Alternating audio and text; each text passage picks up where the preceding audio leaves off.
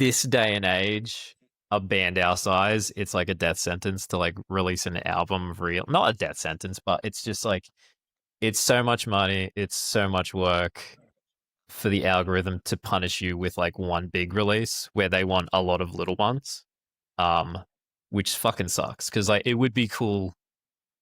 Because like I came up with just like fucking holding an album and just like spinning it on repeat and stuff. It would be cool to like have a physical album out. But it's sort of just, I don't know. Unfortunately, you have to play to the times, and the times are just like Spotify will not like that. um, an album. That's the goal, but like I don't think we're gonna get there anytime soon. It's just so much for like so little return nowadays. Yeah, it's a really interesting perspective.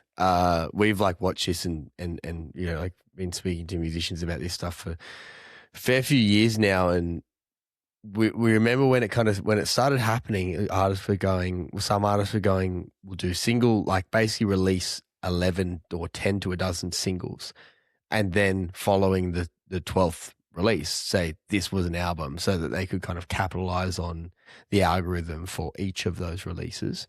And now artists like yourself are making that decision, which is understandable as well, because it costs so much to actually produce an album in the first place. So if I'm not putting words in your mouth, is it effectively a case of we could make 10 songs, put them on an album, release the album, 2 to 3 might get spun by the algorithm, and the remaining 7 or 8 will kind of never really be seen or given the attention they deserve. And then you've sunk 10 to 20 grand into an album and a release and everything like that, and you're not really getting your return.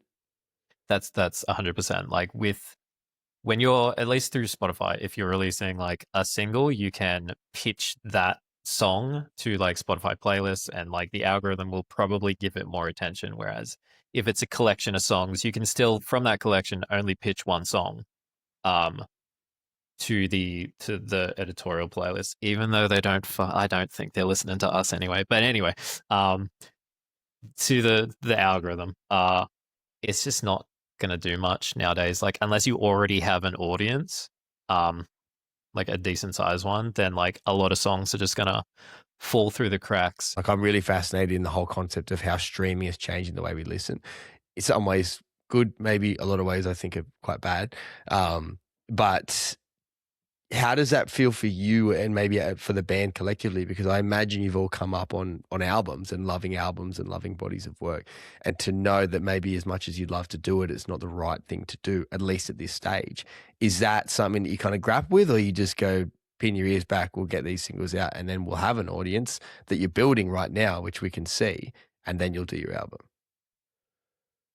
It's kind of lame because, yeah, I grew up in a time where you'd buy an album and just like listen to it on repeat. It's lame. But like, yeah, the goal is to be the Linkin Park or the Slipknot where you can like just drop an album every 2 years. But even then, just with the way that social media works, like people forget about shit like constantly. Like bands, if they don't release, will get forgotten about now. Whereas like, you know, the legacy bands can sort of get away with just releasing something every like 1 or 2 years.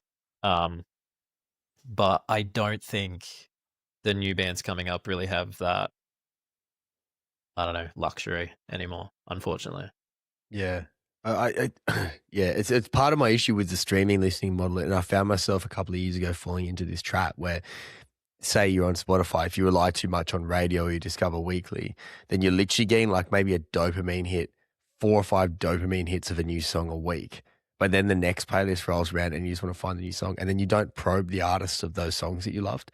And so as a result, you get like this disparate collection of singles that are all from artists that you don't really know or understand. And like part of why I love music is getting to understand the artists and kind of like what's gone into it. But you go, oh, that song's mad. Someone go, who's that? Who is that? And I'm like, I actually don't know. I just have it saved. And then all of a sudden you kind of move on. And so I made this really conscious effort to like listen to albums, listen to bodies of work. And it like worked really well for me and like spun my habits back around. But I think if you look around, that's kind of what's happening. And then it's compounded by the fact that so much music listening is as a result of virality and trends as well. And then they move on as quickly as they came, and the songs often go with them as well. So there's this like compounding effect.